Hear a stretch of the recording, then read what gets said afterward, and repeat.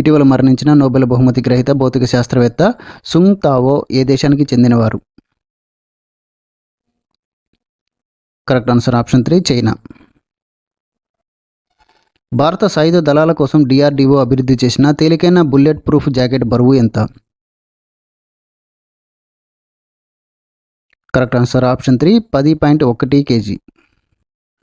August 15 నుంచి విద్యార్థులను పలకరించడానికి ఏ రాష్ట్రంలో పాఠశాలలు గుడ్ మార్నింగ్ స్థానంలో జై హింద్ను ఇంట్రడ్యూస్ చేశారు?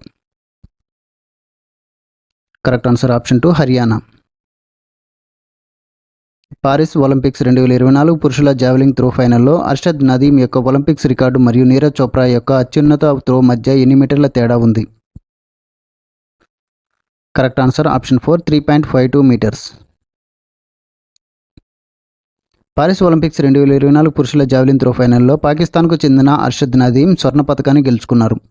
అతను 92.97 మీటర్ల త్రోతో కొత్త ఒలింపిక్ రికార్డును నెలకొల్పాడు. భారత్కు చెందిన నీరజ్ చోప్రా తన అత్యుత్తమ ప్రయత్నంతో 89.45 మీటర్లతో రజత పతకాన్ని గెలుచుకున్నారు. అర్షద్ నదీమ్కు నీరజ్ చోప్రాకు మధ్య తేడా 3.52 మీటర్ల తేడా ఉంది. పారిస్ 2024 ఒలింపిక్స్లో పురుషుల హాకీలో భారత్ ఏ దేశాన్ని ఓడించి కాంస్య పతకాన్ని గెలుచుకుంది? Correct answer option 1 Spain.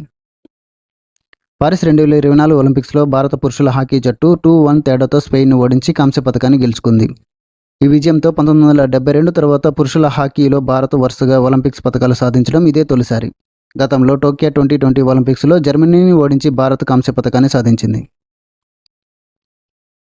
భారత ప్రభుత్వం ఏ 2 అభయారణ్యాలను నెమల్య అభయారణ్యాలుగా ప్రకటించింది?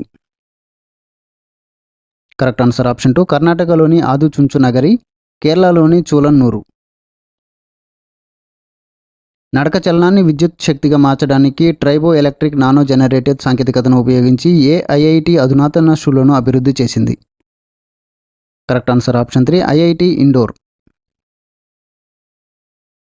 రువాండా అధ్యక్షుడిగా 4వసారి ఎవరు ప్రమాణ స్వీకారం చేశారు? Correct answer option 4 Paul Kagame. భారతదేశంలో స్త్రీలు మరియు పురుషులు 2023 ప్రచురణ ప్రకారం 2036 నాటికి భారతదేశంలో అంచనా వేయబడిన లింగ నిష్పత్తి ఎంత? Correct answer option 3 952. గణాంకాలు మరియు కార్యక్రమ అమలు మంత్రిత్వ శాఖ విడుదల చేసిన విమెన్ అండ్ మెన్ ఇండియా 2023 నివేదిక ప్రకారం భారతదేశ లింగ నిష్పత్తి 2011లో 1000 మంది పురుషులకు గాను 943 మంది స్త్రీల నుండి 2036 నాటికి 1000 మంది పురుషులకు గాను 952 మంది మహిళలు మెరుగుపడుతుందని అంచనా వేసింది.